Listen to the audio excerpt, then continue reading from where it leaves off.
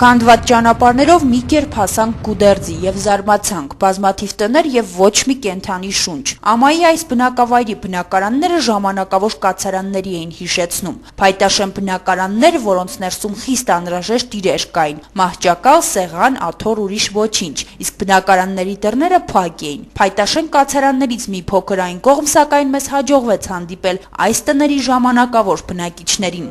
Բարի քալուս Աջարիա։ Մերևիցի ես քեզ սիրում եմ, շատ սիրում եմ, այ աղջիկ։ Երեկիդե Դավիթի, շիլ, ուչիլա խախալակ։ Մերեկիդե վիցի ջուր, հաց։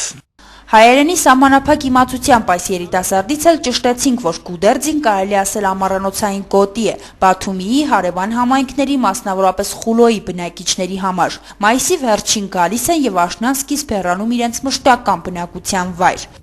Mi semia, это сын мой, жена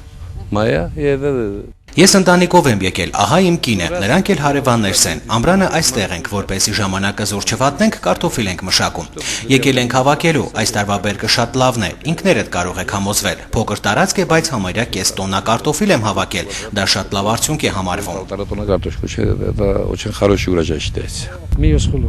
Մենք Խուլոյում ենք ապրում, առանձնատուն ունենք, եկել ենք կարտոֆիլ մշակենք, իմ ստացած բերքից ես էլ չեմ դժգոհում։ Փայտաշեն կացարանների հարևանությամբ գրեթե բոլորն ունեն հողատարածքներ։ Բնակչության հիմնական զբաղմունքն է գյուղատնտեսությունը, իսկ հիմնական մշակաբույսը կարտոֆիլն է։ Մշակվում է նաև կաղամբ, գարի, ցորեն, եգիպտացորեն։ Անասնապահության հիմնական ճյուղը խոշոր եղջերավոր անասունների բուծումն է։ Հարկ է նշել, որ գյուղատնտեսական արտադրանքը գրեթե բացառապես իրացվում է տեղական շուկաներում։ Կարտոֆիլի լավ բերքը ապահովելու է ցածր գին Վրաստանում, նշում էին Խուլոյի բնակիչները։ Այս տարի իմ կարծիքով կարտոֆիլի գինը կհասնի մոտ $1, բայց մեզ մոտ մթերքթանք չէ։ Միսն էլ, եթե համեմատենք մյուս պետությունների գների հետ, շատ էժան է։ Գնացեք Բաթում կհամոզվեք։ Հայ զբոսաշրջիկներն օրինակ երբ գալիս են մեզ մոտ, առաջինը դա են ասում, որ Հայաստանում ամեն ինչ ավելի թանկ է, քան Վրաստանում։ Հիանալի հանգստյան գոտի կարող է դառնալ Գուդերձի լեռնանցքը, խստաշունչ ձմեռ եւ զովամառ։ Ահա թե ինչու այն ժամանակ, երբ 100 հազարավոր հայեր ամռանը մեկնում են Բաթում հանգստանալու, Բաթումիի բնակիչները գերադասում են փախչել քաղաքի տապից, հաստատվելով հենց այս բնակավայրում։ Մարդիկ հոգնում են, ամբողջ կյանքը այստեղ Սևծովի ափին անցկացնելով, դրա համար երբեմն գալիս են Բաթումի մոտակա գյուղեր հանգստանալու։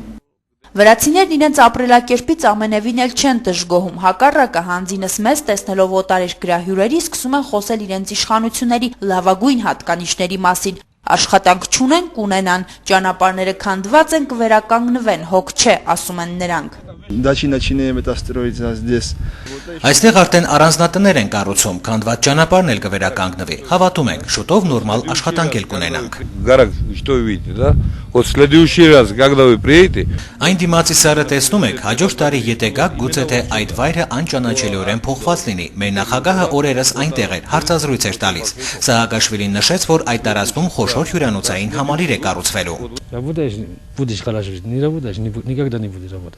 Եթե աշխատում ես, լավ կապրես, եթե չէ, իհարկե չես ապրի, ով քեզ կբերի փող կտա, ոչ մեկը։ Ես աշխատանք չունեմ, բայց ամռանը գյուղատնտեսությամբ եմ զբաղվում, ստացած բերքը վաճառում եմ եւ այդպես ապրում։